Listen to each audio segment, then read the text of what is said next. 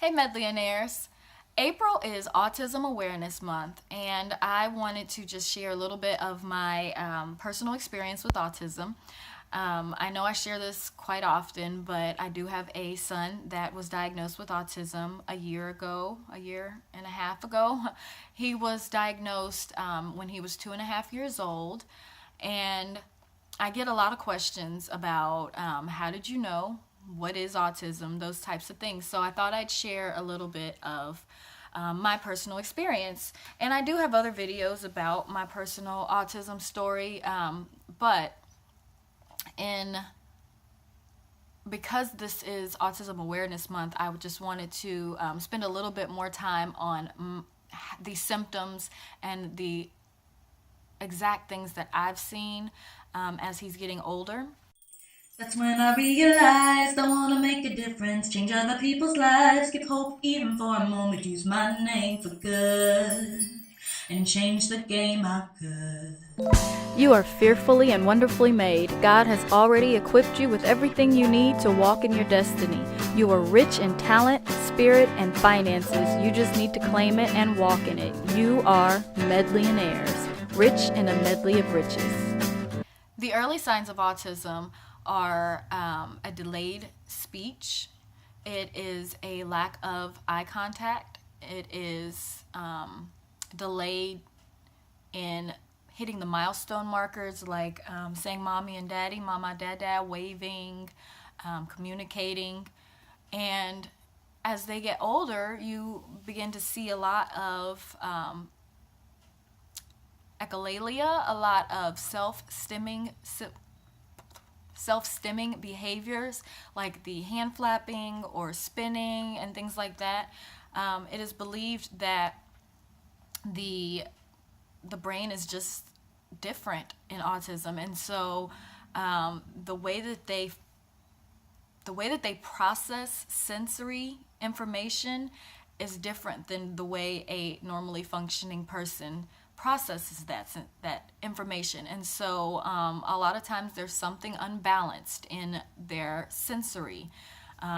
We have some children with autism that are very hyperactive and just can't get enough sensory, like they're crashing into things, they're always spinning and doing different things to have their senses balanced.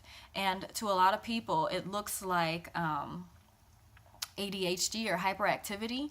And there are some children with autism that have ADHD as well on top of that. And so you'll see some of their symptoms overlap. But those are the children that are not necessarily withdrawn and quiet. I know for me personally, before I knew what autism was, I thought it was only quiet. I thought that it was children that could not do loud sounds because it would like throw them into a meltdown. However, come to find out, there are two types, and my son is the opposite of that. He is the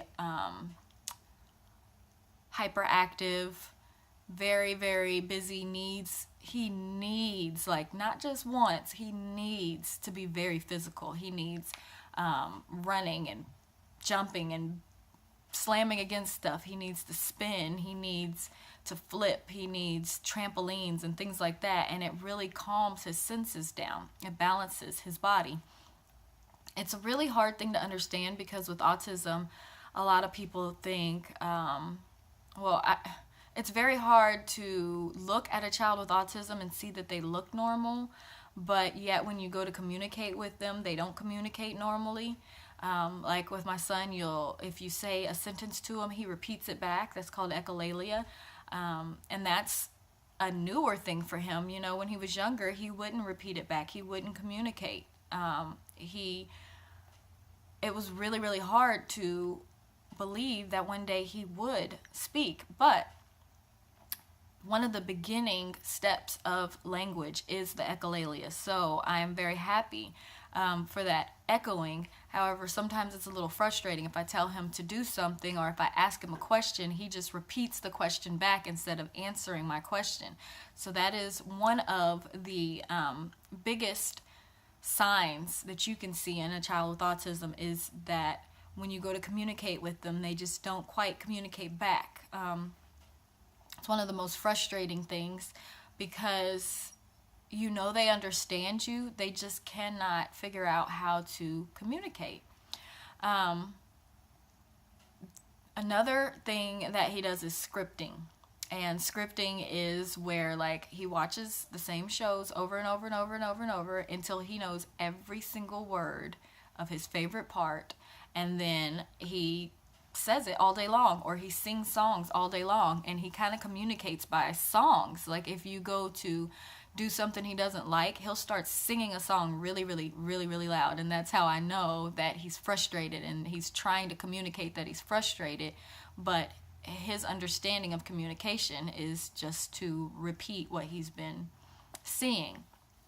There are therapies that you can get that are super expensive, and so I've yet to be able to afford that. However, I'm doing all I can at home, and he is in school full time, and his teachers have been wonderful. He has a speech therapist at that school, and I believe they have an occupational therapist and a speech therapist, and he has a regular teacher. His classroom is 1-to-1 ratio teacher to student, so each student has someone basically beside them at all times. Because he is on the side of the spectrum that is more hyperactive, he's also a wanderer, so you have to always keep an eye on him because he is just constantly looking for new things to get into, new things to see, new things to experience, and that can become very, very tiring as a mom. It's very hard to discipline a child with autism because the way that we communicate is not the way that they communicate, and therefore we're trying to tell them not to do something. He's thinking it's a game. He's not understanding. He knows somewhat, like you can tell he kind of knows that he's not supposed to do it, but he just goes to do it anyway. And it's really hard because, like, the ways that I were to discipline my older children don't work with him. And so I've had to grow in patience, and I have to do a lot of redirecting, a lot of repetitive repeating, and letting him know I'm not backing down. He's not going to do this. No matter how many times it takes me to redirect him, he is not going to win this battle. And eventually he does get it. But it takes a lot of patience. And so, yeah, I definitely wanted to share those things about having a child with autism. Autism is such a broad spectrum that each child is so different. I am telling you my story, but a person next to me with a child with autism is going to probably tell you a lot different. However, there are some of the things that we can all look at each other and say, yep, I relate to that. I have the same issue. I deal with the same problems. Those are very typical of autistic children. And I've been really, really inspired by watching it's Holly Robinson Pete's show, her reality show, because they have really been trying to shed a light on autism. They've been doing a lot of work with the police and things like that, just to help them understand that if you were to pull over a person with autism, they're a fidgeter, and immediately policemen are trained to think that, you know, it could be a threat, and that they need to be on guard for people who are fidgeting and doing things like that. And a child with autism does not know how to not fidget. That's just how their energy comes out. So I really, really like that show. I would definitely advise anyone to watch that show, especially if you're wanting to know more about what autism is like. They have a 19-year-old son who has gone through that expensive therapy that I was telling you about, the applied behavioral analysis, or ABA therapy. And I also have a channel I would like to recommend. There's a girl, and she has a channel.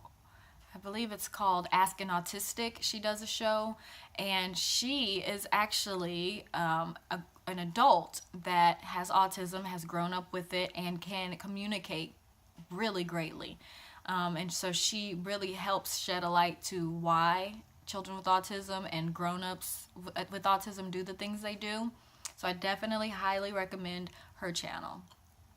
I kind of just talked through this. I didn't really organize it, so I'm probably missing some of the points that I would like to make. However, my biggest thing that I would love is just to spread awareness, just to help people understand. It's the hardest thing to try to explain what is autism. It's a hard thing to try to explain why my child is not answering back to you. A lot of people think that they're just being bad, but they're not. It's just they don't understand that type of communication. They don't understand sarcasm, which a lot of us are just naturally sarcastic, and they don't get it at all. Like, if it's not literal, if it's not exactly, if you say I'm cool, then they think you're cold. You cannot explain that very well to other people. It's very hard at the playground when other kids come up to play with him and they're like, "Hi, what's your name?" "My name's Billy," or whatever, and he just looks at them and walks off, or doesn't even look at them, doesn't even like show that he heard what they said, and they're just trying to play. However, when he really does want to be someone's friend, he'll be like right next to them all the time. Like, that's how you can tell he's trying to be social, and he loves kids. He loves hanging around the older kids, jumping on the trampoline and just being with the older kids and all of their energy. And so I look forward to seeing as he grows up and giving him more therapy and just really helping the world to understand autism, but also for him to be able to live in a world that's more adjustable and not so broad or so narrow on how things have to be done, because who's to say that some of the ways he does things are incorrect just because they might make other people uncomfortable. But that is my biggest hope, is that in sharing this and in sharing our lives and vlogging our lives and vlogging my children, that I'm able to just help other people see what it is truly like to raise a child with autism, and to see the challenges, but also to see the achievements, and to see him meet those milestones, and to see that it can be something that we can work through, and that he can have a very close to normal life. Not all children with autism will be able to speak eventually or have a normal life. That's why there's such a broad spectrum. My child does have a mild to moderate version, and so he will, I believe deep in my heart that he will be able to have a somewhat normal life. There's a chance that he will live with us for the rest of his life, but there's also a chance that we'll help him fight it, and that he will grow up and get married and have a job and have a house and, live a normal life. So thank you for watching, and if you have any questions, I am more than willing to do another video on autism before the month is over, or even after the month is over. I just would like to, know if anyone actually is interested in that. Thank you so much for watching, and you guys have a blessed week.